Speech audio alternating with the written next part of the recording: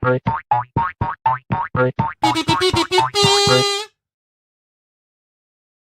right, it is indeed time for the Fluffle to assemble. Welcome one and all to the Rabid Atheist Show. I'm your host, Ed Raby, a former pastor turned atheist, now a compassionate anti-theist. Welcome to my channel. Welcome to the Rabid Atheist Show. Welcome to all of you in relationship to the Rabid Nation, whether you are a paid-for citizen or whether you're just a tourist who's subscribed or whether you're just looking across the border, wondering whether or not to emigrate to such a wonderful nation as the Rabid Nation. Welcome one and all to the Rabid Atheist Show. And today, I'm talking about William Lane Craig, but I'm reacting to Alex O'Connor's recent video from a Q&A where he answered the question of any recent regrets that he had. And one of them was about William Lane Craig and something that he did. And so I want to look at that and ask the question, is William Lane Craig just another dishonest apologist? Now, I know a lot of you already have viewpoints on this, but is this just more evidence that Low Bar Bill is just another dishonest apologist, despite all his creds, despite all that stuff? But before we get into that, let's do a few announcements. There is a goal in chat, of course. If I reach that goal, I will wear whatever hat has been chosen by the poll. We have 4 great options every time, although I may change that for another one of my streams later this week, but I'll get into that in a minute. And then there's also a link to the Discord, Fluffle of Fangs, if you're looking for a community. We're a very fluffy Fluffle. So there you go. There you go. And so there you have it. Also, there's a GoFundMe link for IKE's journey back to health and stability. And there's been an update or two, I believe, on that. And I want to just thank everybody that's donated so far. It's just been really, really good. You know, I often wrestle with my faith in humanity, and I know there's at least a few decent humans out there, so that's good. That's good. Also, I haven't got the thumbnails and stuff up for this, but I know what I'm doing on Tuesday and Friday, and that is reacting to Apologia's video where he's dealing with Mike Jones. I'm going to do my thing like I did with Habermas and add my scholarly creds to what Paul is saying and what Paul is using to defend himself, because I think this is where the hot spot is in that sphere, and so I'm gonna dip my toenails in that. So so there you go. So there you go. All right. So Tuesday I'll be reacting. I'll get that ball rolling, and then Friday I'll keep continuing. When I get through it, I'll be done, and we'll keep doing that. So yes, it's him again. Mike Jones, yes. All right. In the meantime, let's get a quick roll call here, and then we'll get into Alex O'Connor's video where he deals with a question about Low Bar Bill. So there we go. Good to see you, Triple E, here early. Good to see allegedly Fred. Good to see you, Fred. Yes, and Fangs approves of all Fred's shenanigans, unfortunately. So there you go. Good to see you, Rimmer. Hey, Kurt. Good to see you, Kurt. There she is, the wonderful, lovely, beautiful, smart, intelligent, lapping which our Lord naps. IKIlledEarl, one of the smartest women I know. Dragon Rider's here. Michael is here. Representatives from Australia and Germany today. Outstanding. Faye is here. Oh. Yeah, we'll do that, Faye. Good to see you, Martin. Oh, Evan's here. Good to see you, Evan. Coyote's here. Good to see you. Yeah, he did. I'm going to be reacting to the reaction Tuesday and Friday, I think. It's a longer video, so I feel justified in doing it. I want to get it done as quickly as possible, so I'm going to throw Tuesdays in there. So there you go. Expressing distasteful religious speech. Faith in the phrase faith, because I don't know. See, that's the thing about the word faith. It's used in religious context a lot, but I'm not always sure it's completely religious. Like, I don't know. I think it's overly connected with religious sometimes, but yeah, there's probably a different word. There might be a different word that would be able to use. Hey, Blossom, good to see you. Yeah, I've seen part of it. I'm going to watch the rest of it, listen to the rest of it tonight. And I will have to probably do the distasteful service of listening to Inspired Philosophy's initial reaction, that 4.5 hour, whatever the hell that is. I don't know what it is with these apologists. They think they'll be heard for their much speaking. So there we go. To paraphrase Jesus a little bit in the Sermon on the Mount. So I have no faith in me. I judge each individual. Yeah, that might be a better thing. That might be better. I mean, I know that there are certain individuals I now have a great fondness for. So thanks to a lot of demonstration. All right, let's throw Alex O'Connor up here. This is I'm glad he separated this out, because the original video is like 50 minutes long, and he separated this part of the Q&A out about his recent regrets, and he talks about low bar bill. So I wanted to put that up there. So William Lane Craig is in this. So and so I wanted to talk about this because William Lane Craig is supposedly a very respected apologist, and so here we go. Thing you regret? Recently, I suppose one thing that I regret is the way that I went about my event with William Lane Craig. So we had this dialogue at the Royal Institution. I was quite looking forward to it. We'd never done anything in person before. And I remember thinking, like, how should I go about this? What should we talk about? At the beginning of the event, William Lane Craig laid out like 5 or 6 different arguments for God's existence. He talked about the Kalam cosmological argument, of course. He mentioned the moral argument. He mentioned the evidence for the resurrection, I think, and then kind of threw the ball into my court, and I was able to kind of pick up wherever I wanted to. If you haven't seen that debate, I watched it back, I think, way when it came out. I'll probably take a look at it again. I always need stuff to listen to when I'm working at night, so I may end up listening to it again. But Craig kind of cast it not so much as a debate, but as a conversation. I think O'Connor is going to get into that. So, hey, Kelly, good to see you. But yeah, like he kind of, well, I'll let Alex do that. Alex does a pretty good job. So, Bull. Yes. That's true. And I thought to myself, look, I'm sat across from the man who invented the Kalam cosmological argument. I think it would just be a waste of an opportunity to not talk to him about his life's most famous work. And at the very beginning of the event, William Lane Craig said, "Now, with respect to our time this evening, this is not going to be a debate between Alex and me. Rather, this is going to be a conversation where we openly discuss these issues." And I thought, great, that's... Okay, so Low Bar Bill himself set kind of the expectations for the discussion. It's not a debate, it's a discussion. I'm here to just discuss these issues. And then he lays out his arguments for the existence of God. And Alex really feels like, okay, this is the guy that supposedly invented the Kalam cosmological argument. I would argue against that. I think he stole it, but yeah, that's you and me, Evan. I got to meet the intellectually lacking schmuck who invented an equally intellectually lacking argument. Yes, like that's my response. Like, it's okay if that's the greatest thing he's achieved. Yeah, we're really at a low bar level here. I actually think he stole it. I think he looked at like Islamic cosmological arguments, and I straight up think that he took some of their ideas and didn't give them credit because, you know, Westerners never give Middle Eastern scholars credit. So that's where I think the Kalam came from. Can I prove that? I don't know, but I really feel like Low Bar Bill didn't make that up. So yeah, it's like an error. Yeah, like he's admitting it, but he's not telling me who, Faye. So.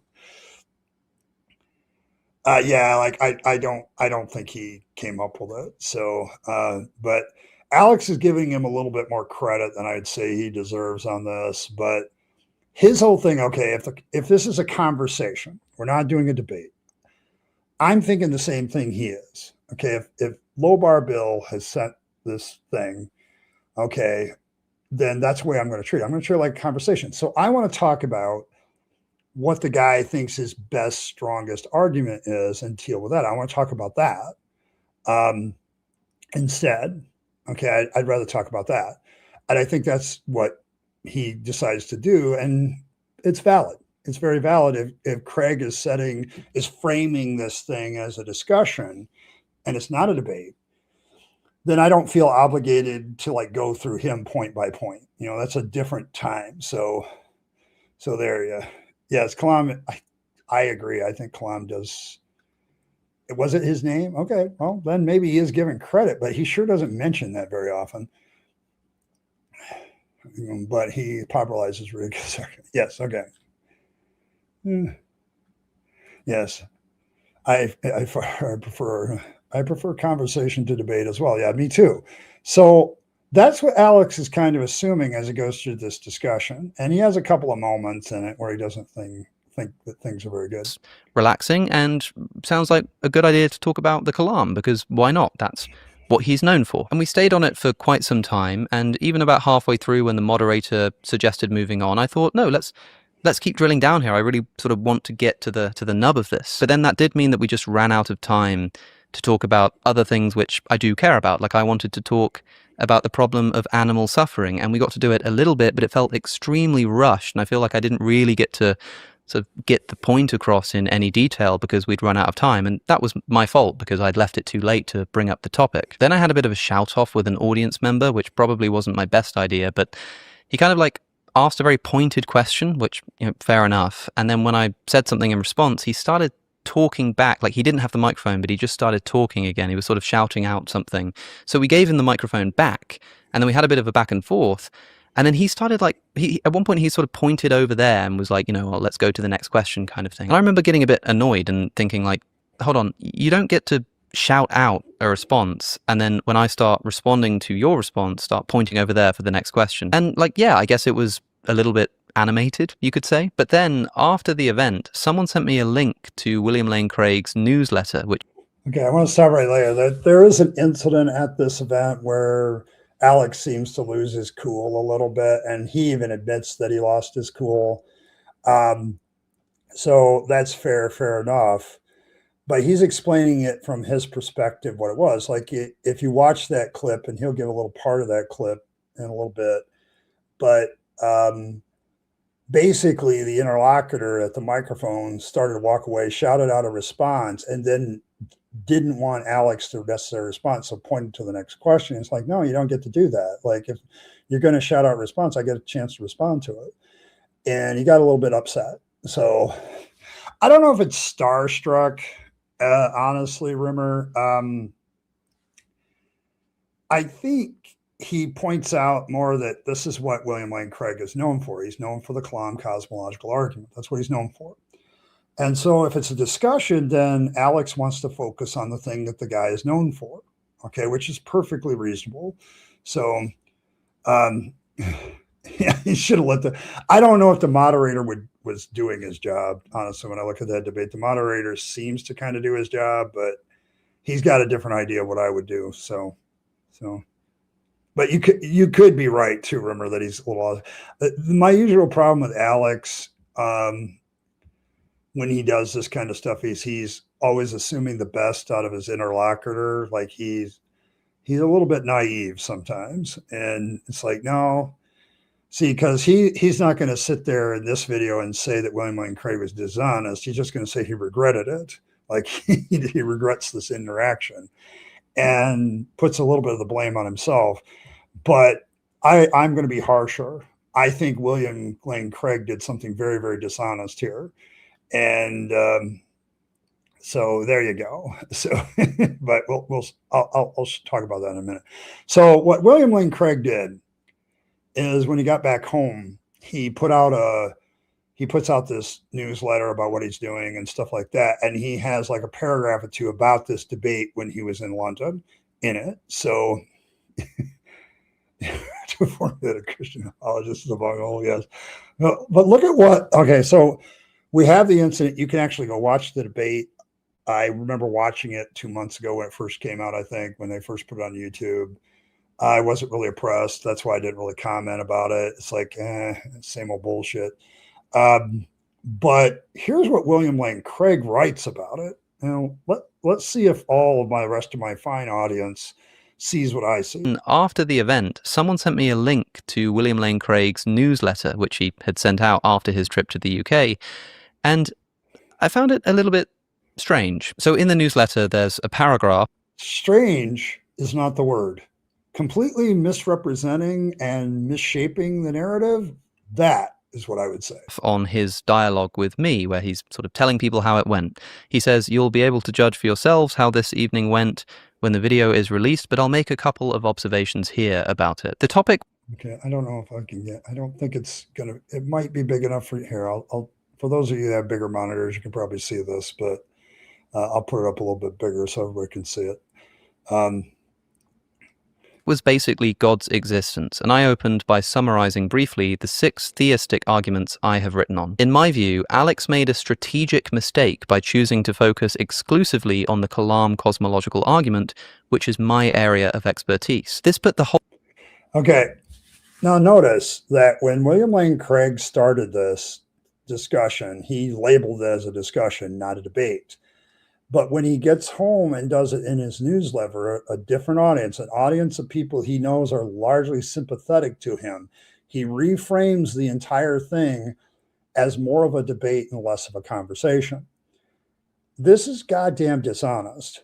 Okay, I'm sorry. I'm going to call out William Lane Craig for the reframing here. If you're going to frame it during the event as a discussion, when you get back home, you don't write shit in the newsletter about how he made a strategic error like he made a strategic error during the debate. If it's just a discussion, okay, then it's no longer a debate. Like William Lane Craig wants it to be different when it's on site, but then when he wants to write about it to his fans and supporters, he reframes it as Alex made a strategic error during, the assumed word is debate, when he just focused on the Kalam, which is my strength. Like, yeah, he shouldn't be attacking my strengths. He should attack these other ones. It's like, no, your Kalam cosmological argument has its flaws too, bro. And he reframes this in his newsletter into something that he didn't frame it as during the time that the discussion was taking place. He's reframed it. Yeah, it's like strangely rude. Yes. Yeah, Alex is being extremely polite on this one. I don't have to be that polite. I wasn't there. I wasn't in the debate. I watched it after the fact. I don't have to be polite. I can be the rabid atheist on this and say, bad form, William Lane Craig. There, I'll do my best British stuff. Bad form, sir. Like, to frame it one way during the event, you should be consistent in your framing of it. Like, you should have opened in your newsletter here, yeah, this was really a discussion and not a debate. We spent the majority of the time talking about the Kalam. I laid out several other, but Alex didn't address them. I don't know. Like, maybe he just wanted to talk to me about the Kalam. That would have been an honest takeaway. So, and he's being very British about it too. Yes, Alex is. So there, I'll be very British about it and just say bad form, sir. Bad form. That's as polite as I can muster. Because what I really want to say is William Lane Craig dishonestly reframed this in his new letter as something it was not at the time. That he framed it as one thing during the event and then reframes it to his fans and support base, because he can't look like he's just having a conversation with an atheist counter-apologist kind of thing. He can't do that. So William Lane Craig reframes it. So, yeah, the British have a strange way of being very impolite about sounding like they're being polite. So, it's yeah, more radically versed in the syndrome. Yes, he is. So that's what he says about this, that Alex made this strategic error. What strategic error are you having during a conversation? Whole discussion right in my wheelhouse, and Alex was able to make little progress in refuting it. So for a start, I don't see how it's possible like even in principle, to make a strategic mistake in a conversation. Like, yeah, if this were a debate, that would be a terrible idea, like picking him up on his area of expertise. But I thought this wasn't. Okay, Alex, if you ever watch this, quit being so goddamn naive when an apologist says, I just want this to be a conversation. They're looking for anything they can pull out of it later to use as a talking point, to use as a way to bolster their case. If there's one thing I've learned about apologists, they are masters of saying one thing and then reframing it another way, depending on which audience they're talking to. Like at that time, he knows that he's talking in a mixed audience. There's atheists there, there's agnostics, there's believers, and there's supporters of both sides. And so he says, this is a conversation. The moment he gets to his newsletter where he's writing to his fan base, he's going to reframe it. They do this all the time. Alex, there are days I dislike you. There are days I like you. But the one thing that bothers me about you so much is you're so goddamn naive at times when it comes to apologists. Like, quit. I've been dealing with them maybe a little bit longer, so maybe my experience has led to some wisdom here. I don't trust apologists. I don't trust them because they're always looking for an angle. They always have this assumed conclusion. And because of that, it's what they do. And you need, like, I feel the same way as when Matt Dillahunty revealed that he didn't research his opponents before a debate. I'm like, what are you, a fucking idiot? Like, like I quit being dumb about this. Okay. I know you're young and I get it. We all want to build a better world and we want this to be all nicey in discussion. When William Lane Craig said it was a discussion, it was a strategic move on his part to get you to treat it like a discussion when he's still treating it like a debate in the back of his head. Sorry, I think that's what happened. So, yeah, soundbite seating. That's,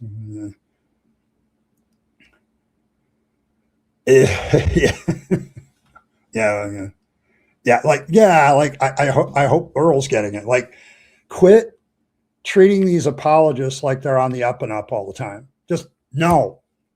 Matt Dillahunty, naive, stupid mistake, not researching your opponents. Alex, quit assuming that your opponents are always there to be nicey nice. When they say it's a discussion, they don't necessarily mean it. They want to put you on the back foot thinking this is going to be a more easygoing thing, and then they go for the throat.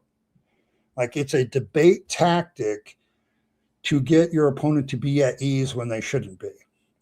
Okay. It's the way it works.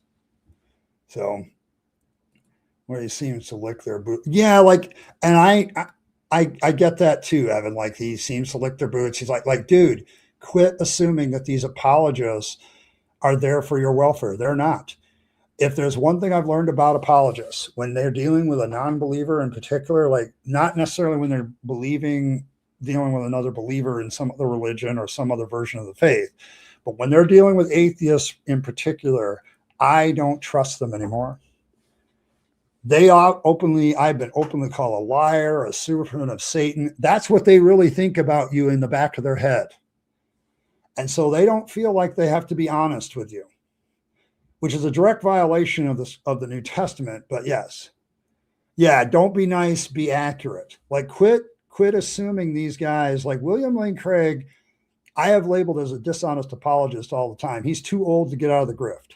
And so he's still in the grift. Okay, he's still grifting this for all it's worth. He's got a very comfortable life, I'm sure. He still works as a professor or something. He's still got his stuff.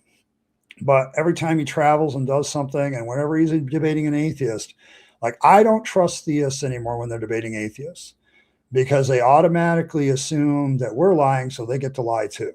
Like, they play the game of they're assuming our dishonesty, and they, like, we really believe, but we don't. Like, even if they don't say that to me, I know that the average Christian has read Romans 1:18-20, and they're assuming that they can play dirty pool because they're automatically assuming as an atheist, I'm playing dirty pool.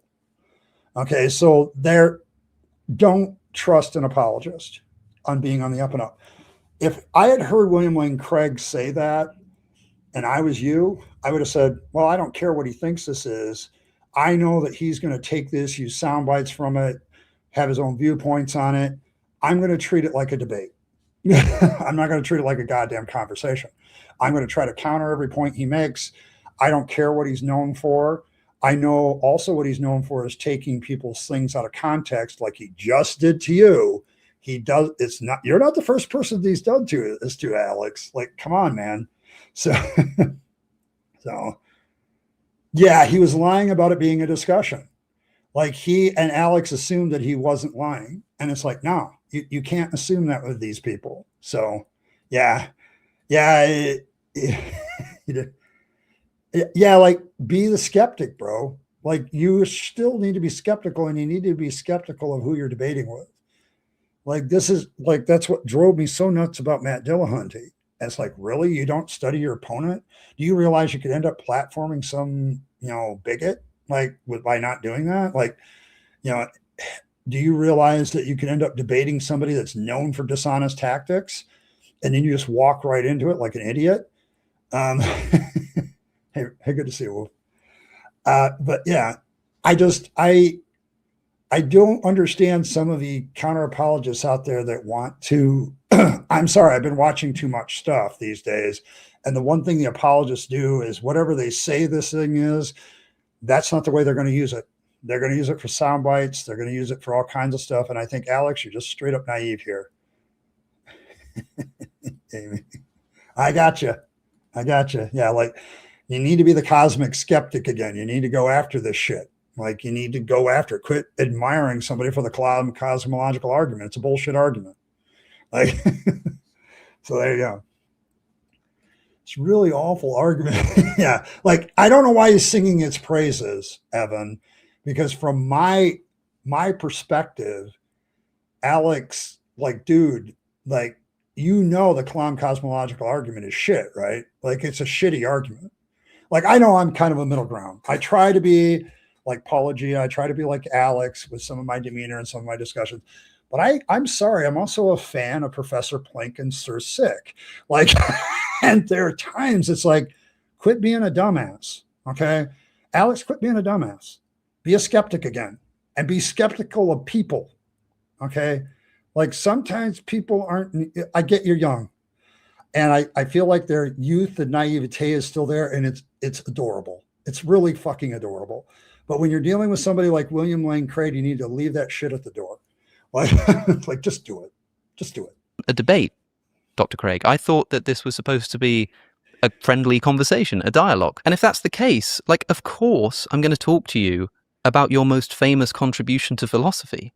Like, imagine that I'd met William Lane Craig at a bar or something, and I just got chatting to him, and we were just having genuinely a conversation about philosophy. And because it's William Lane Craig, I say, hey, can we talk about the Kalam? Because of course that's what you'd want to talk about. And so I start raising objections, and I start asking questions and saying, I'm not convinced by that, or I don't know how you'd respond to this.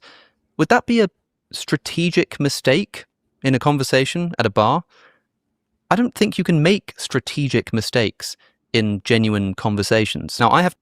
Okay, so there, once again, Alex, there's your mistake. You thought that he was being on the up and up, and I'm sorry. I've labeled William Lane Craig as a dishonest apologist the moment that he did this. Okay, hold on. I got to play the other clip. It's mandatory. It also leads into what I'm doing on Tuesday and Friday with Apologia. So I got to play the clip at this point. The moment this happened is the moment that I knew William Lane Craig is complete grifter and shill.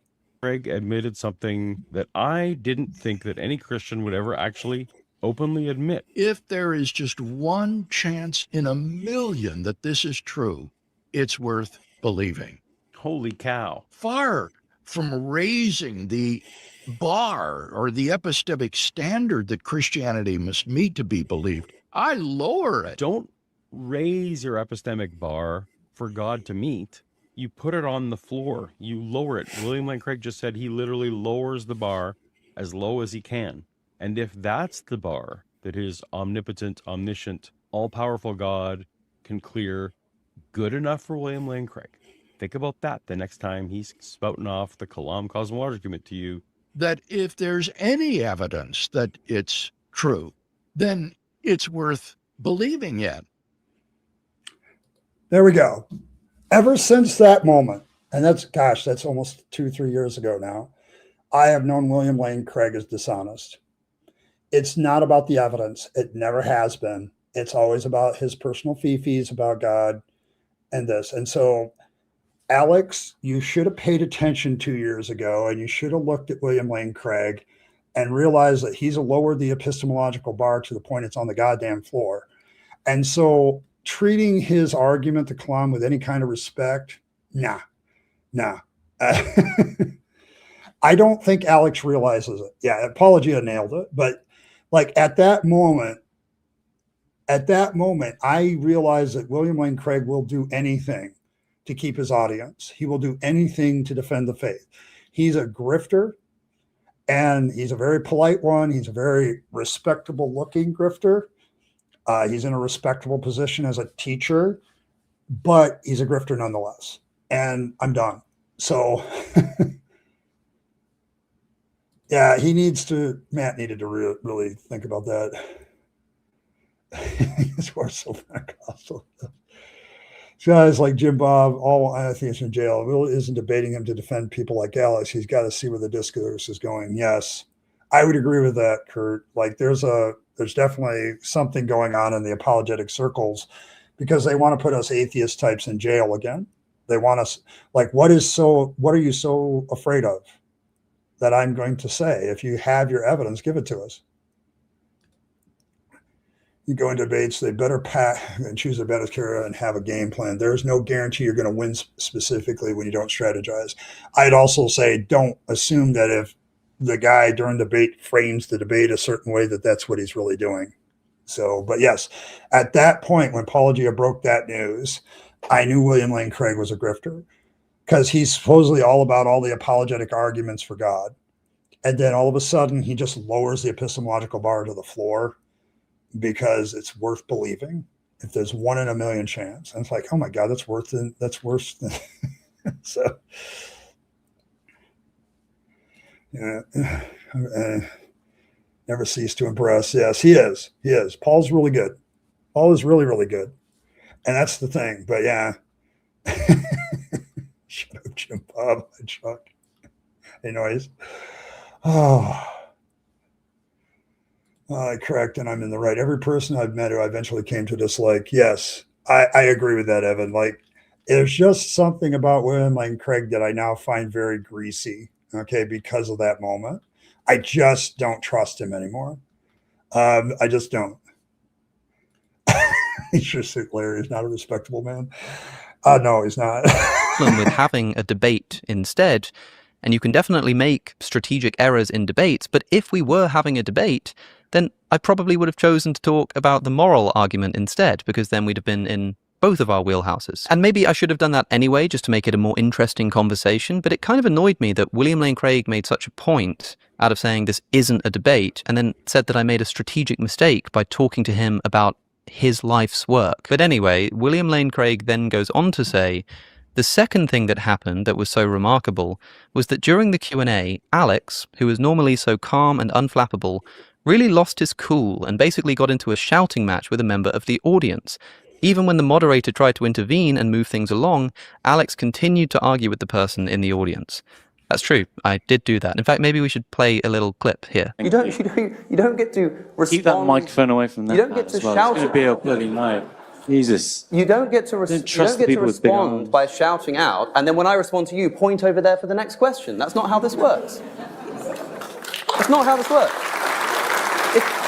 If you want to keep shouting responses, that's fine. If you want to keep shouting responses, that is absolutely fine. I'm going to do the same thing.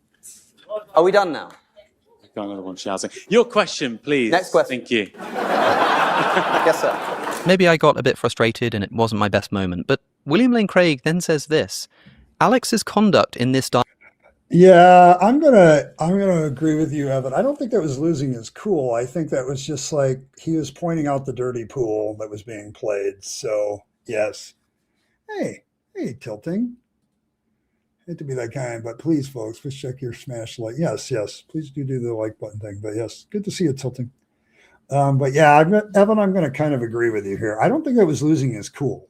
If that's losing your cool, like I've done that quite a few times. I didn't consider it losing my cool. It's frustrating when you're dealing with somebody like that, but it's not losing your cool. So, and yeah, like he was being reasonable about the response. He's like, if you're going to shout stuff out, I get to shout stuff back. So it's like, yeah. But here's what William Lane Craig had to say about that. Dialogue really exploded the myth which Alex likes to propagate that he is a non-resistant unbeliever. It was evident, I think, that he is mightily resisting God. Okay, before he says it, I want to respond to that statement. WLC, what the literal F are you talking about?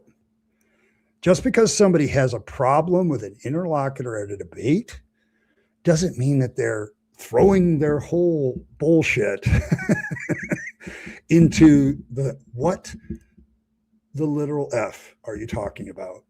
Like you just made that shit up. Now, let Alex respond to it. I'm sorry. Like, what? So I've said in the past that I believe I'm what's called a non-resistant non-believer, that I don't believe in God, certainly not the Christian God, but not because I like hate the idea of it or I wouldn't want to worship such a being or anything like that. I feel like I'm quite open to it. I wish that God existed. I think it'd be great if there were an afterlife. If Christianity were true, that would be a wonderful story. And I feel like I'm sort of open to it. I just don't feel convinced. Okay. This is one part I do have a problem with, Alex. Like, I am a resistant non-believer. I think it's necessary to be a skeptic to be resistant. Like, you can sit there and say, I'm open to somebody changing my mind to believe in God again, and that sounds very nice, and it makes you very agnostic and all that shit. I'm an anti-theist, so I think we'd be better off without the shit. So, like, let's take all this other crap that religion gives us, the waste of time, money, effort, and all that shit, and just toss it. Let's throw that in the garbage. No, you got to convince me there's a God. And if you're going to convince me there's a God, I'm going to be not going to be non-resistant. I'm going to be resistant. He's a little too non-resistant. Yes. Well spoken, Evan. That's what I'm trying to get across. No, like you can be you can be open to new information without being non-resistant. Like I don't agree with the term non-resistant. If you're going to be a skeptic, skepticism automatically implies some resistance. Like I think it does. So I don't know. You don't understand. I think I know too much to ever go and see if there's I might be wrong. Yeah, like especially when I go to spend eternity with Christians. Yeah, no thanks. Yeah, I kind of done with that one. Some of those people I don't like anymore. I really don't like, and I don't want to spend an eternity with them. So trying to paint Alex as an angry atheist. Yeah, like it's the angry atheist suddenly becomes it's a myth that he's a non-resistant. He's actually resisting God. Because he got angry with an audience member, he's resisting God. Like, I don't even know how William Lane Craig connects the dots on that, but somehow he did. So I go by, the more I see with my open eye, I become more and more an anti-theist as well. Yes, because the more you watch religion do stupid shit and cause a lot more problems than it solves and leads people to waste a ton of their time, money, and energy on stuff that's just a fantasy. Like if you're a fan of something, that's fine. You've made a decision to fandom, be that fanboy, be that fangirl. But this isn't fandom. This is, we're going to give money to a church and then actively proselytize people into our fandom at the penalty of heaven and hell. Like that's completely different. I don't like those terms either, or I'm happy to assess evidence reasonably. But yeah, like if you're going to be a skeptic, your skepticism is resistance. Okay, so go back and be the cosmic skeptic. So yes. So, yeah, it doesn't make sense to me either. I get it, but I don't.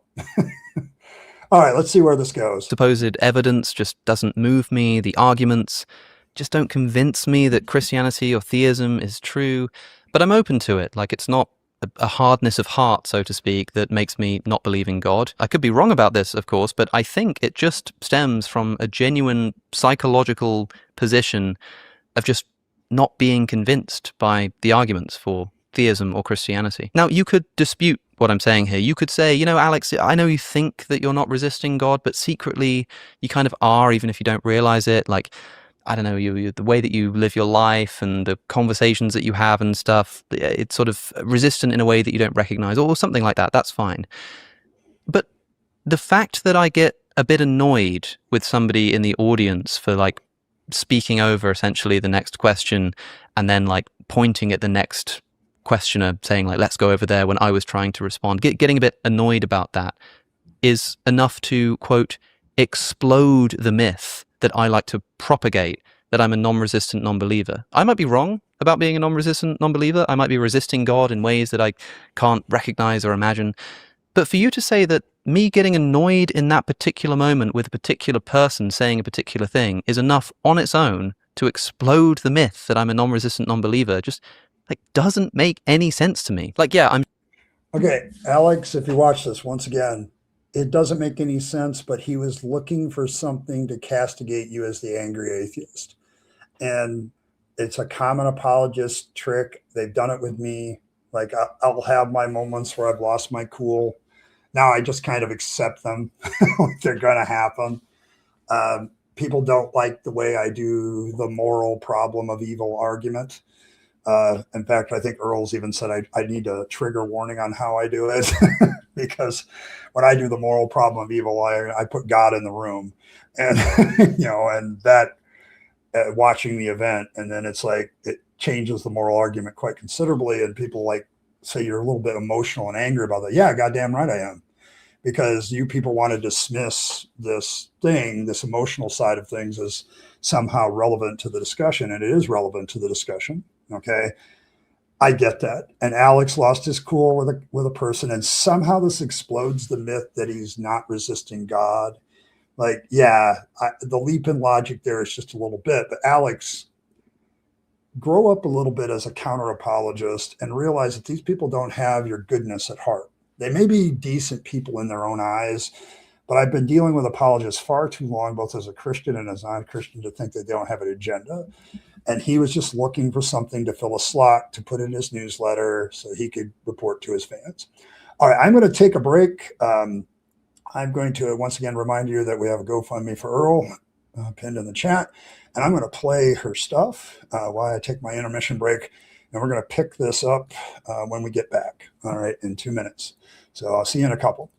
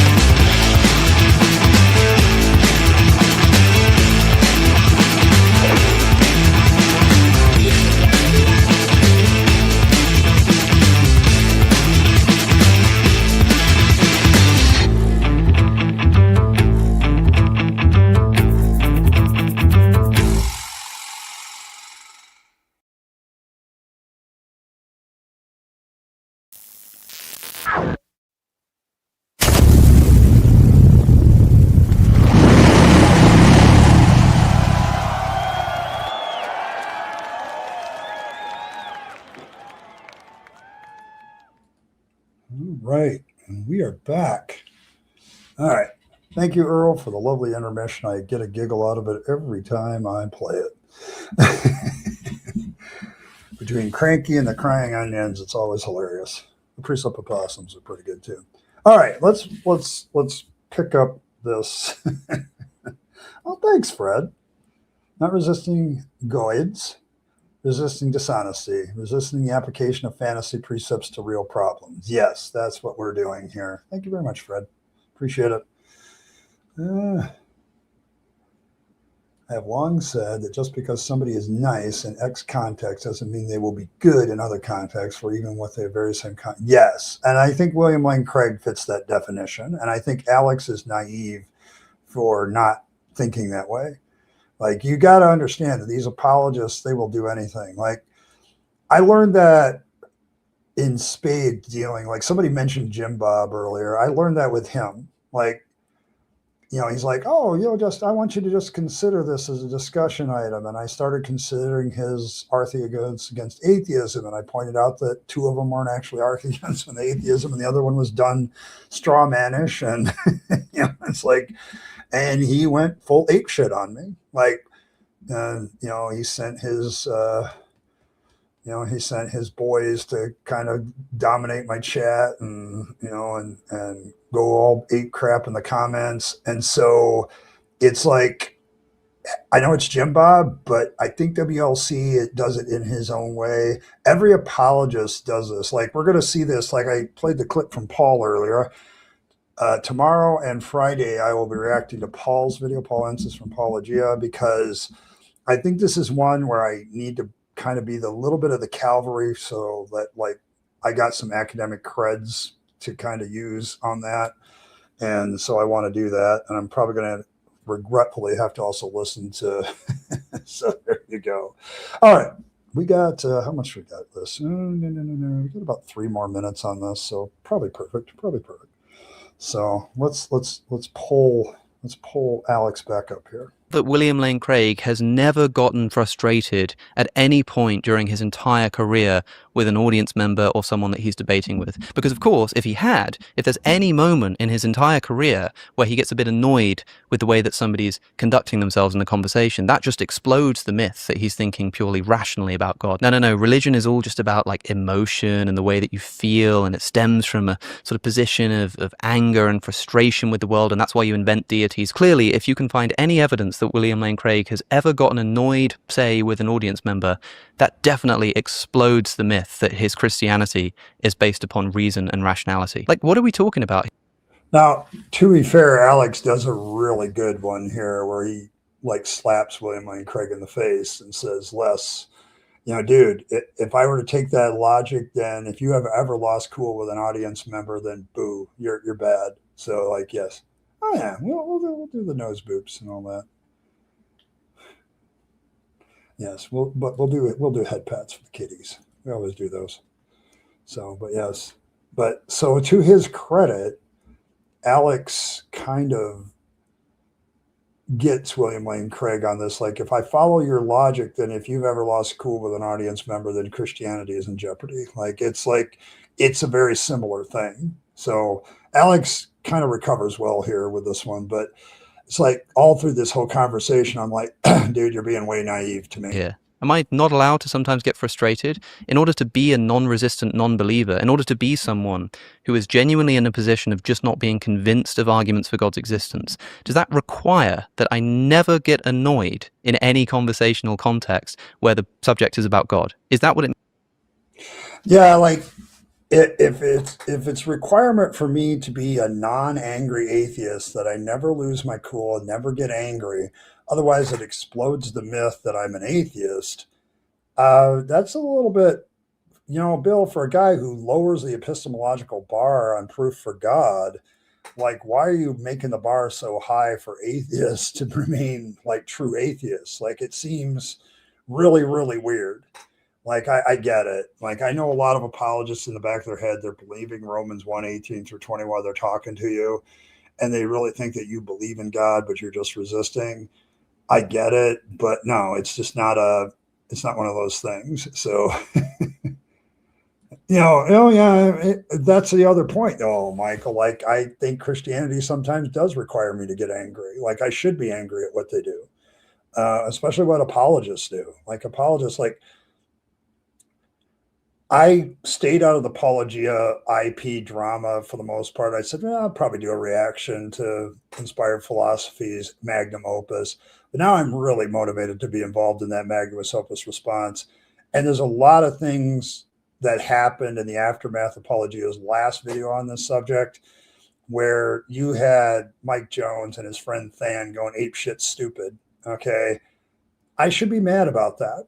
Like the way they handled it, I should handle that. You did a Substack on it? Yeah, go check out. Yeah. I don't know if I have your stuff, but yeah, like here, hold on. Hold on. Here you go. Kurt, I am gonna make you a moderator, standard one. So if you ever have anything you want to post, sir, you can do that. I've watched you enough that I trust you. So you're gonna have art before the stream's over? Okay. All right, you got 40 minutes, girl. I'm giving you time. There you go. Yeah, like agnostic atheists or anti-theists, like it's like for me, like I'm an anti-theist, but I'm an agnostic atheist. I'm not a non-resistant non-believer. Like I don't like that term anyway. Like if you're going to be a skeptic, being a skeptic is resistance. Like I openly acknowledge that it's a good resistance, and I don't think it's bad to be that way. So there you go. See, there you go, Alan. Exactly what I wanted you to say. You don't need to post something with whatever you're talking about. You're more than welcome. I've been watching you for a while. You're good egg. I'm glad they have you as a moderator. So, so yeah, like good on Alex for kind of doing the back here, but yeah, I Alex, if you ever watch this, I don't know if you ever will, but dude, just quit being so goddamn naive about these apologists. It means to be a non-resistant non-believer, because if it is, then I think you have trivially defined them out of existence. Everybody gets frustrated every now and again, and that is not a reflection, necessarily at least, on their entire philosophical disposition. And I kind of also just actually don't understand why that particular moment with that audience member would have anything to do with whether or not I'm a non-resistant non-believer. So given that William Lane Craig seemed so sensitive to my tone and also seemed to think that I should have strategized better for this event, maybe I should have just treated it like a debate. Maybe I should have prepared like a debate and done like a kind of opening statement where I laid out the case for animal suffering and how it contradicts with Christianity and how William Lane Craig's comments about how the Canaanites deserve their slaughter by the Israelites. So it was actually a tremendous blessing to these children for them to be killed. Undermines. God damn, I still can't believe he said that. Like, I know that theologically speaking, there's a lot of Christians and believers that believe that, like it was a blessing for these Canaanite babies to be killed. But this is one of the things where William Lane Craig, like, dude, do you realize what you're advocating for? Like, if somebody strongly believes they're hearing from God, is that a defense? Like,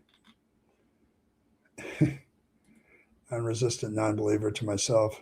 Related deism, just some general God, but definitely not. I mean, that's the problem with the term, but yeah, it's only for his fans. Okay.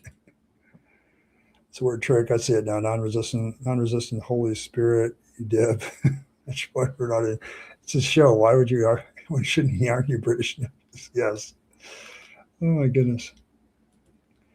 And baseless evidence isn't resistance. Yes. It could be considered that. I just think skepticism automatically looks at an idea and says, okay, let's prove the idea or disprove it. Like, and that's a form of resistance if you want to look at it that way. Like, I'm not just going to buy any bullshit that comes down the pike. Like, just because a Christian apologist comes up with some new argument, like, yeah, like I just don't see it. Like, but you know, Alex bringing up this quote by William Lane Craig, about how it's a blessing for these babies and infants to be killed. How the hell is it a blessing? Well, they didn't grow up in this awful society and then they went right straight to heaven. And it's like, if that's the case, if babies go straight to heaven, why don't we just kill them at birth? Like we you're literally making the moral case of this. And so why shouldn't I resist that idea? Like, I don't think that's, so there you go. Nothing uniquely nice. And, there are, of course, small nuggets, tiny ones, though. I've been convinced Alex is beginning to go down to the right-wing grift, chasing the money. He's been far too giving and forgiving to apologists lately. He seems to be afraid to piss off the Christians. And I agree with you. Like, there's some reason, like, I don't know if he's trying to make sure that he's nice to these people so he can keep having debates with them and discussions with them, or if he's like, are we going to start doing the right-wing grift where we're like, yeah, we agree with cultural Christianity, like it is part of our culture. And I'm like, I'm sorry, I'm too Christopher Hitchens at that point. Remember what these people were like when they were in charge. They were assholes. They've had to be very apologetic of late. Christopher Hitchens' quote echoes in my brain. And I think a lot of these people need to remember it. Like, when Christians were in charge, this wasn't a nice place. It's very nice if you're a Christian. Very nice if you're a Christian. But it's not very nice for everybody else. So I do worry about Alex. I do, in that regard. Yeah, he's super naive. Yeah. He has been flirting with it. Yeah, I can see that. Well, I've watched some of his stuff. I'm like, oh, God. Am I realizing their addictions? Babies would have grown up in an evil society. I assume that applies to abortion. Yes. Like, that's the problem with that argument. Like, I would have absolutely, like, this is the discussion I want to have with William Lane Craig, is on that quote, that it was a blessing for these babies to die.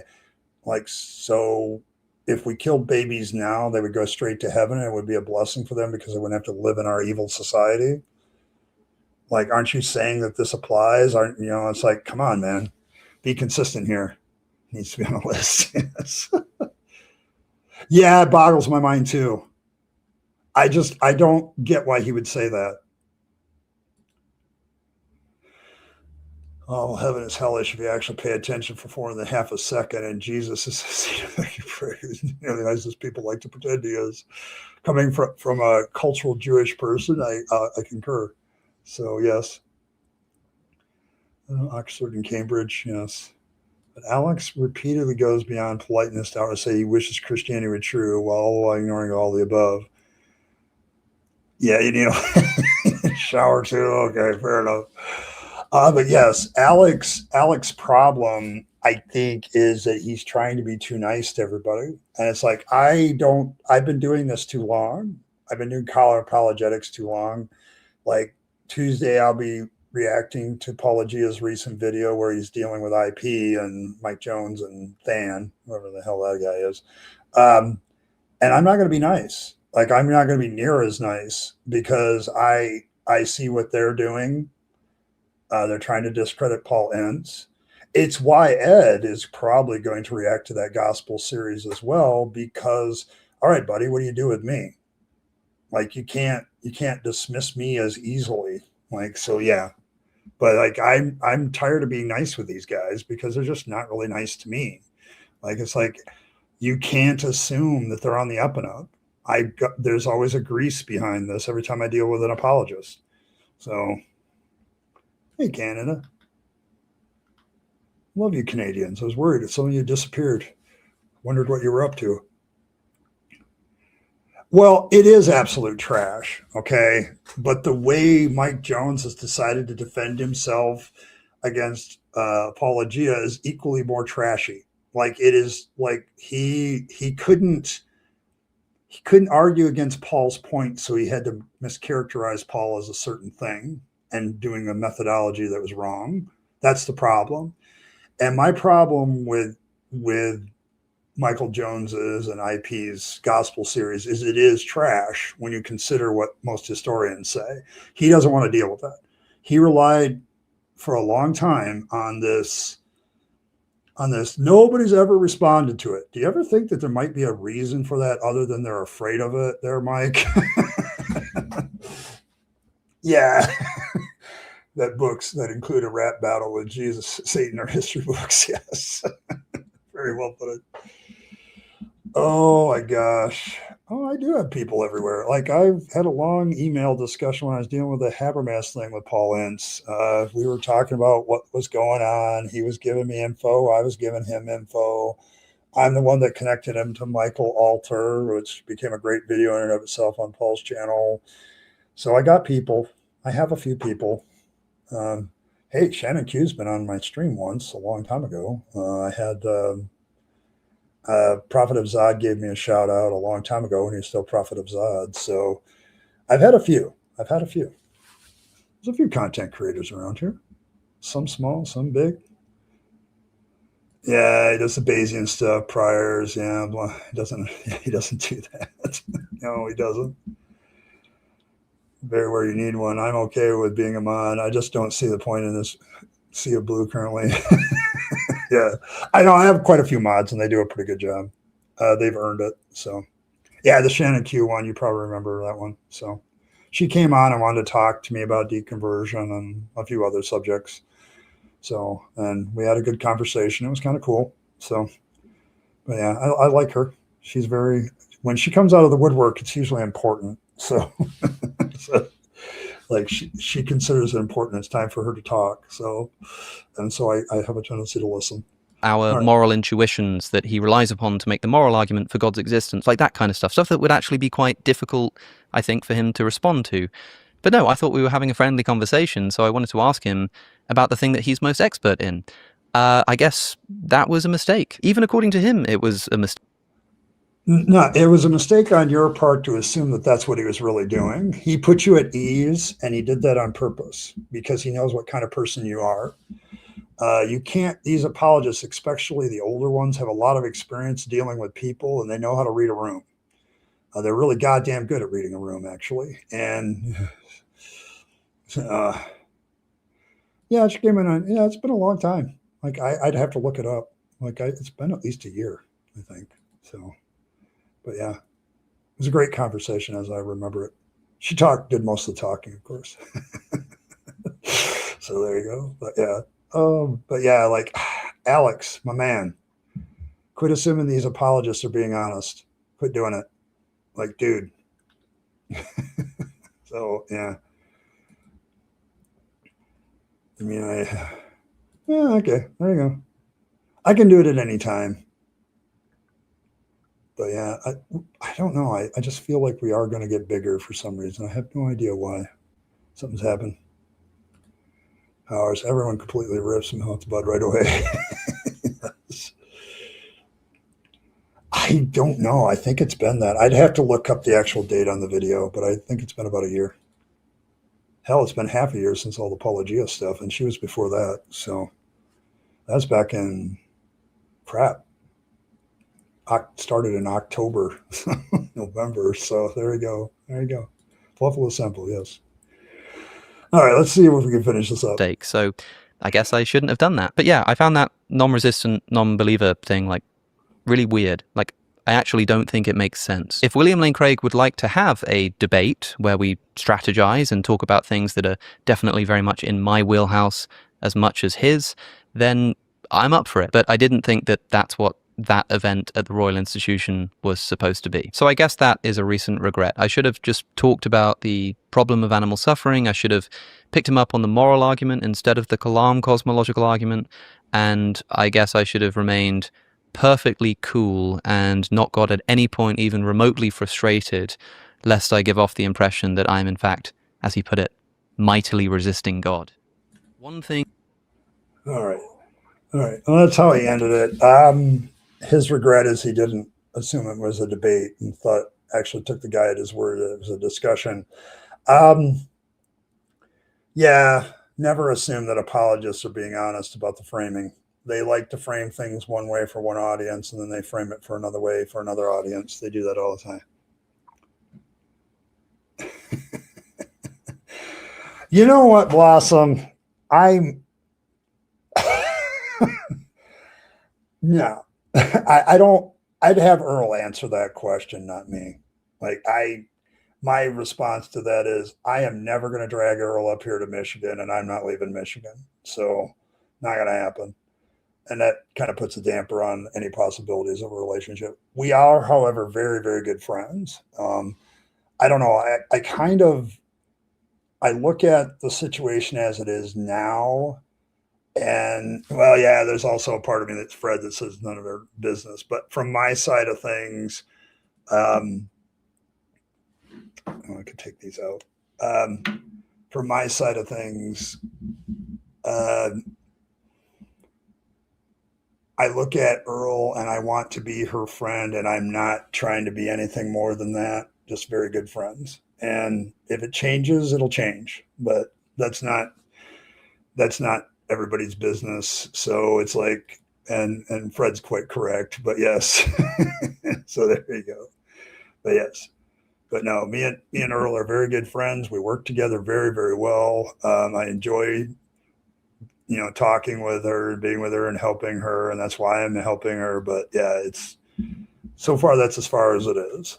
Anything can change. So yes, apologist honest. Yes. Well, the additional problem is I cannot live south of the Mason-Dixon line in the United States. I melt. I am so hypersensitive to heat. It drains me. I'm like struggling today. So, and if I was in North Carolina, it'd be worse. All right. It's fine. I mean, you can also privately ask Earl that question. I'm sure she'll give you an answer too. So.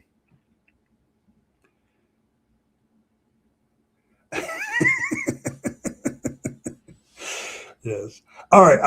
What do we take away from all this with Alex? Now, I'm going to take a couple of things away from Alex. I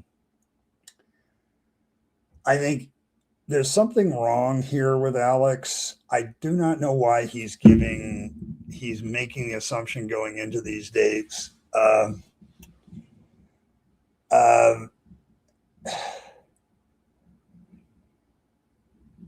Yes, climate change is not going to agree with me. I'm going to have to move farther north. I'll plant my flag on the North Pole when it's a temperate climate. So, but yeah, I'll have to build a raft. But yes, when I look at Alex and the current state of the apologetic relationship between atheists and apologists, I am sorry. Advice to all you that debate, talk with apologists, deal with apologists, my outside observation as I look at that stuff. And I look at all of it and I think to myself, if you're going into a debate with a Christian apologist, a Muslim apologist, or any kind of apologist, I would assume that they are going to take something you say out of context. I would assume that it is always a debate context, no matter what they say.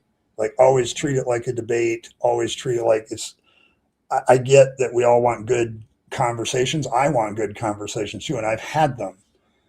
But like these mainstream apologists, when they have a reputation to maintain, they have an audience. They have different audiences that they speak to, and what happened in that discussion, in a way William Lane Craig framed it to his followers, to the people who support him, were two very different things. He framed it one way in the event. He framed it in another way when he wrote his article in his newsletter. Why? Because he's dishonest. I am sorry, the moment we low bar Bill lowered the bar to the floor, I realized that he was dishonest, because he's made a career of, I've got evidence for God.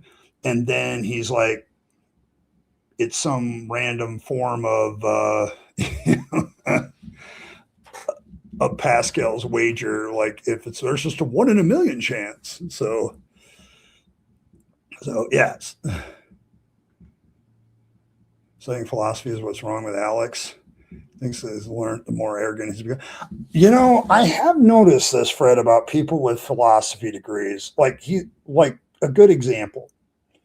Frank Turek has a PhD in philosophy. IP, Inspired Philosophy, has a master's degree in philosophy. I don't know what it is about philosophy degrees, Brad, but for some reason, these philosophy bros seem to think they know something about everything, and they don't. They know about philosophy, and they need, from their own understanding of epistemology, which they should study if they're in philosophy, they should realize that they are very grossly ignorant of a lot of things. But for some goddamn reason, a degree in philosophy makes you arrogant. It makes you prideful of what you know. Yeah, the heat wears you out too. Yeah, I like the snow. Earl would like nope. nope, nobody nope. That's what she would say. So yes. It's correct. It's not, there is not a good kind of filbro, whether the theist or secular goes. It's not so much I hate philosophy. I hate what it does to people. Like, I don't understand why learning philosophy suddenly makes you an expert on everything. It doesn't. Now, there may be some filbros out there that are good. Like, there may be some guys that like philosophy.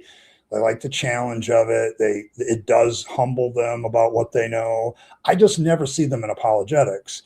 And I never see them sometimes when somebody has a philosophy degree and they're in counter apologetics, they can be a little bit annoying too. I don't understand what it is about the philosophy degree that affects the person's mind that way. Like, if anything, it should make you more and more humble about what you don't know and what you do, but it doesn't do that for some reason.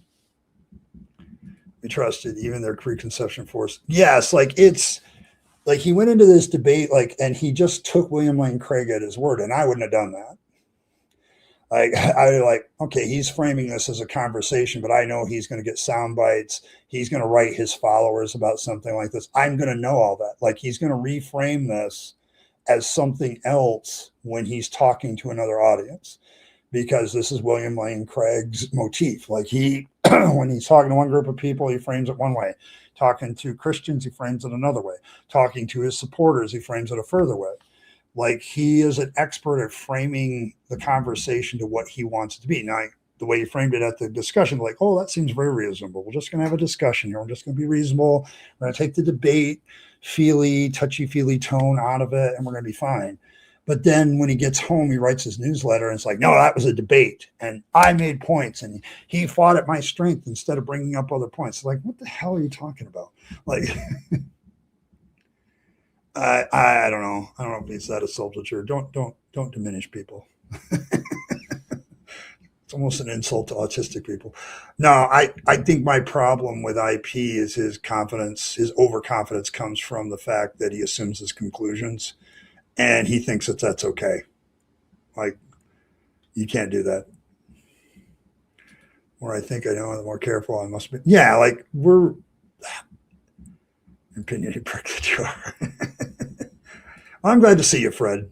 Maybe some people aren't, but I am. You know, you're a very devoted follower of Fangs. That's probably why. So for me, it depends on the kind of philosophy, Evan. Okay. I've learned that there are kinds of philosophy that are actually interested and applicable to real life, but the stuff that earns a bad rep is so annoyingly and pessimist and navel-gazy. For some reason, a lot of philosophers seem to be promoting the useless navel-gazy stuff. Yes. Yeah, I think it was Felicia that kind of brought that to my attention, that there's philosophy that just like, what does this actually do? Like, how does this help us as human beings? Like, what does this do? And it's like, all right, fair enough. Hold on. Just making sure my connections with my artist are up. There we go. Just making sure. There we go. Oh, there you go. Philosophy student, you think philosophy books treatise are sacred texts instead of the thoughts some guys said in the past? I say guy because, let's be real, 90% of men. Yeah. Hey, I'm just speaking as one.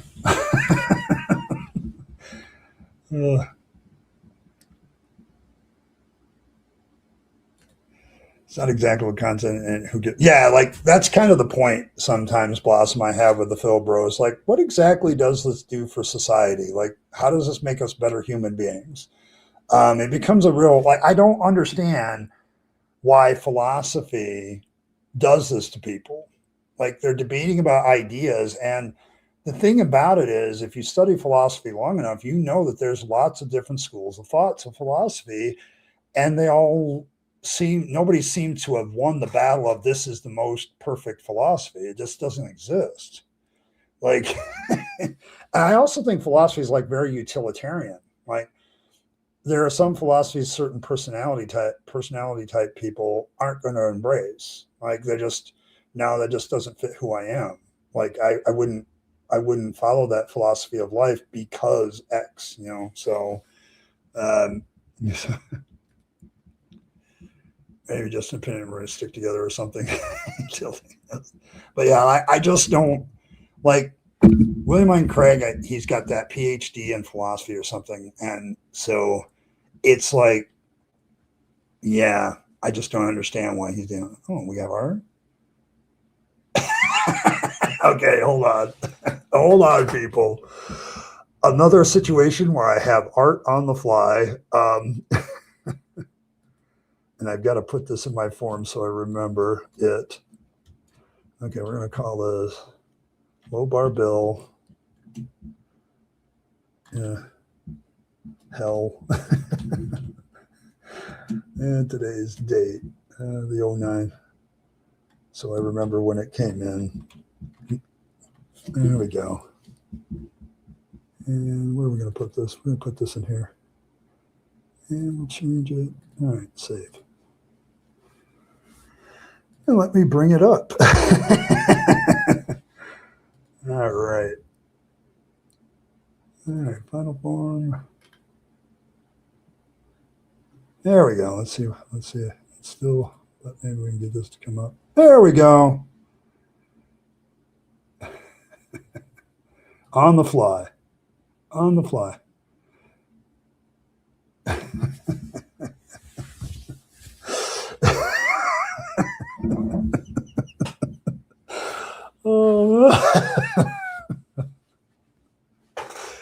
Oh my goodness. Oh my goodness. Yeah. Oh my God. Bars in hell, Bill. Oh my goodness. Beautiful. Oh, but it's so perfect.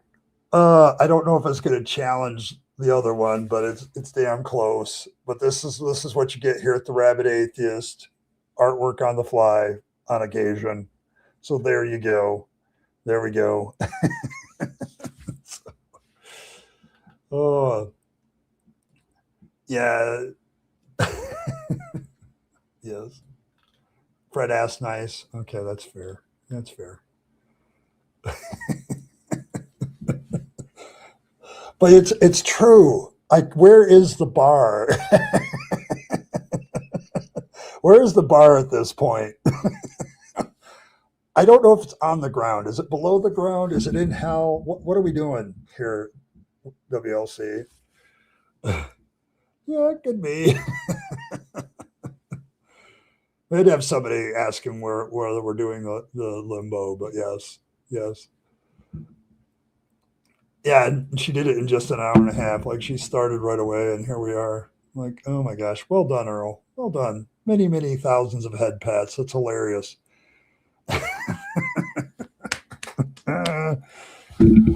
See, now here's my dilemma. Now I've got to, whenever I play the clip from Paula G, I also have to put this artwork up now. Oh my goodness. Yes. I'm sure you'll clean this up, but it's like, I don't know. It seems to be pretty good the way it is. So there you go. So a lot of the ground he's breathing. Yeah, it is funny. It's funny, isn't it? See, all you have to do is give Earl head pats. There you go. Inspiration for Fred. See, Earl's been worried about her inspiration. So there you go. And now Fred, doing Fangs shenanigans that we talked about earlier, has inspired Earl with another fine piece of artwork. Oh, so beautiful. So beautiful. Oh my goodness. Yeah. Yes. I use one of Earl's things from Habermas in my closing all the time. I'm gonna have to figure out how to get this one in there too. I may even try it today. But yes. Yes, again, again, again, and again. Yes. So there we go. Fred said he was going to be around more often. I hope that's true. Correction, you're good. Yeah, like he's looking up. Oh, it's beautiful. It's beautiful. So there you go. There you go. Oh my goodness. Yeah, like Earl is a very good visual communicator. That's why I love her so much. Like she's just so but yeah. So it's like it just speaks. Like she doesn't have to use a lot of words, like the fangs looking up and the resist flag and the bar hanging there right there and just the quick statements. It says so much so quickly. So there you go. Oh my gosh. I'm also tilting flabbergasted. Like Earl comes up with stuff and I don't know how to do it. I see him super ripped and lifting a boulder so heavy he can't lift or something. I know where you're going with that one. Oh my goodness. Oh, cleaning up, but I wanted to get something done for y'all alluded for the evening. Yeah, very well done. I knew you'd probably clean it up and make it look great. That's why I put a date on it. So the next one you send me, I know is after that. Like, I think we talked about that. I'm going to start dating every image you send me with, so I can see it at a glance when it came in. So Fred is officially retired. Be afraid. Be very afraid. Is that why you've been showing up everywhere, Fred? Like, there you go. There you go. Resist flag and kind of wanted to see it as an emotion gun. Oh, I don't know. Earl might do that. I'm going to have to have shit. If I'm going to do more emojis, hold on. I got to check something real quick. I don't want to take up time for this normally, but membership keeps going up and down. So I have to constantly monitor, although I can hit the high bar mark of low bar bill, high bar mark all the time. Like whatever my high bar mark has been, that's how many emojis I get. So,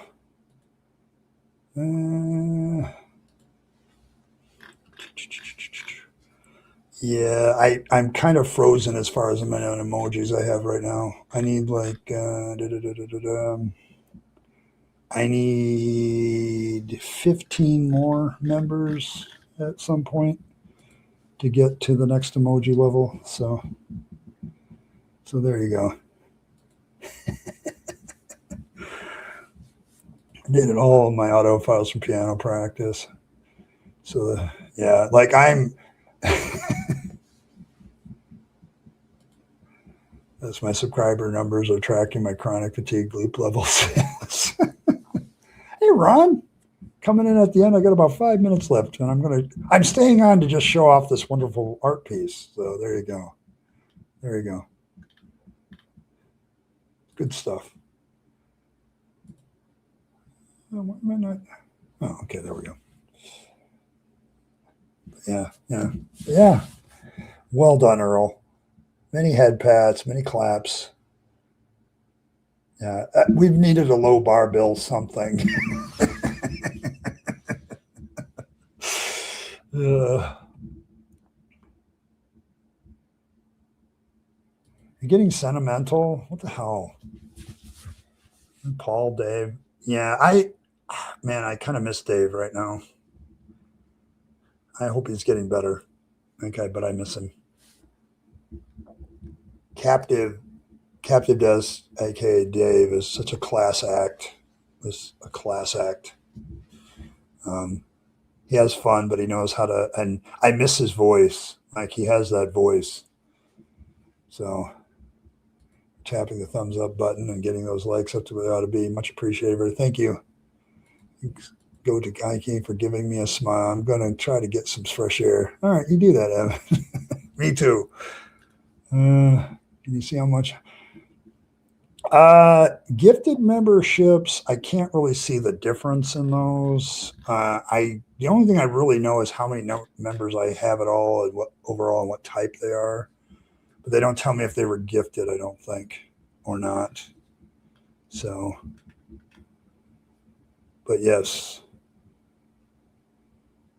Right now I would say I haven't had a gifted membership in a week or so. Well, no, I had one last week. So, but probably standard members is about 50. I usually have about 50 that are solid all the time, and then the rest are usually gifted. So, and we're at 60 right now. So, back when the insane apocalypse has been peddled because of a solar eclipse happening in Europe right now. Okay. Well, superstition dies hard. It does. So there you go. But yes, I do need a few more members to have the next emoji, although I can swap them out. So maybe the resist flag will become an emoji. And we can swap that out with something else. But you guys have, if you're a member of this channel, you have emojis, use them. They're very cool, most of them. Like some of them are like this one. I think it's the coolest emoji ever. So there you go. Yeah, the pseudoscience is disgustingly popular right now. Oh my God, people that don't know anything. The Dunning-Kruger effect is definitely in this. So there you go. Being superstitious is bad luck. Oh my goodness. Oh, you can do that? Good. All right. Yeah. Like just work on it whenever you can. Like, but the resist flag as a flag, you can do that as an emoji, and I can swap it out with something else that doesn't. I can see how many times. I don't know if I can see how many times, but I can say that. So there you go. But there, this is the one. Have a thumbs up emoji. Don't we have one of those? Hold on. I thought we had a custom emoji that's a thumbs up. Gotta go here in a minute, but I know we have bunny badges for all your members. We have a yes one, which has Fangs doing a thumbs up. So it's not a thumbs up, but it's Fangs doing a thumbs up. And we have a green flag too. So there you go. All right, folks, I have got to take off. I hope you enjoyed today. We did a lot of things today with Alex O'Connor, and my caution to all of you doing counter apologetics: apologists lie, they misrepresent, and you need to do that. So, you love the big dark guys? Me too.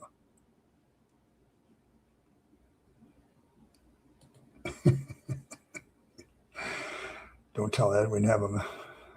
Oh, geez. Have a great day, everyone. Yeah, but there you go. There you go. The internet is a mixed piece of information. Has or no. So, of course, many misuse it horrendously. Yes, he's got very tiny thumbs. I think that's kind of the point, Earl. Somebody wants like a thumb that you can see as his thumb. I think that's what they're talking about. All right, folks. Well, I got to take off.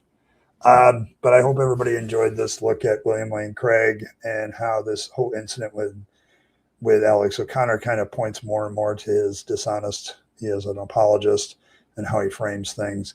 Thanks for everybody for stopping by. I want to give a special shout out to Fred, who donated. Thank you very much, Fred. Appreciate you. The Australian dollars are always appreciated as much as any other dollar. So So there you go. There you go. But thanks everybody for stopping by. So may Fangs nibble on all of your hearts.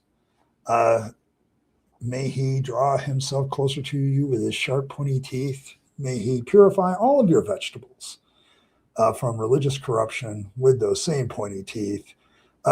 Yes, and Fangs would like you to remember there is a GoFundMe for Earl as well. So make sure you do that. Check that out. Appreciate it.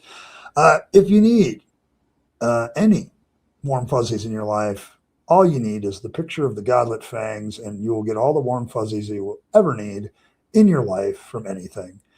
If you need a religious ritual, we've got one of those in Fangsology. Just circumcise a carrot, leave it on top of your stash or anything else you find valuable. Perhaps Fangs will take the carrot instead of the stash. Maybe he'll take both. Maybe he'll take none. Like all religious rituals, results vary. Make sure that you also recognize that Judge Fangs will lose your local laws to get your stash as well. It's one of the things he does is steal stashes. So make sure you're checking your local laws. Beware the lies and the vibes of all those apologists out there as well. They're always lying. They're always doing things. They're also always lowering the bar. See how I did that? See how I did that? There we go. I'm going to put that in. And especially beware the presuppopossums, apologist types. Yeah, they're no good. So watch out for them. So there you go. There you go. And as always, folks, live your best life. You only get one go around and then it's over. So you want to take all your time, money, and opportunities and give them to yourself, the people you love and care for, and to make this a better world. You'll be happier if you do, and don't waste some of the trappings of religion and faith, because that's a dead end and they really lower the bar. Did it again.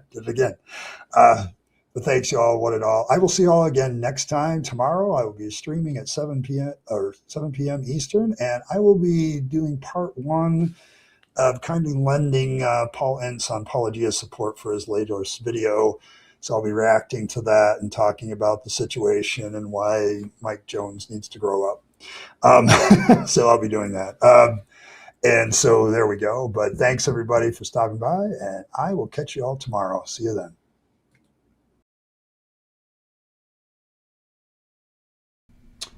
Hey, thanks for sticking around to the end to find out how you can support the channel better. Of course, there's always the normal notions of just hitting that like button, subscribe to the channel, hit your notification bell, and share the video with your friends and family that you think would be interested. That's always very appreciated. If you want to support the channel in a more tangible way, there's several options. You can super chat or super thanks in the comments or during a stream. Those are always very welcome, but you also can become a member of the channel. Members have certain perks like getting the videos early, things like that. They also have some good custom emojis during chat. So all of these things are good benefits to members, but they also support this channel and its work to continue to normalize atheism and deconversion, for which I'm very appreciative. It keeps me going, and it keeps me as a content creator being able to do more and more as a content creator. So if you choose those methods of support, thank you very much. And I appreciate you once again for staying to the end and listening to other ways that you can support the channel. Appreciate it. Thanks, and I'll catch you next time.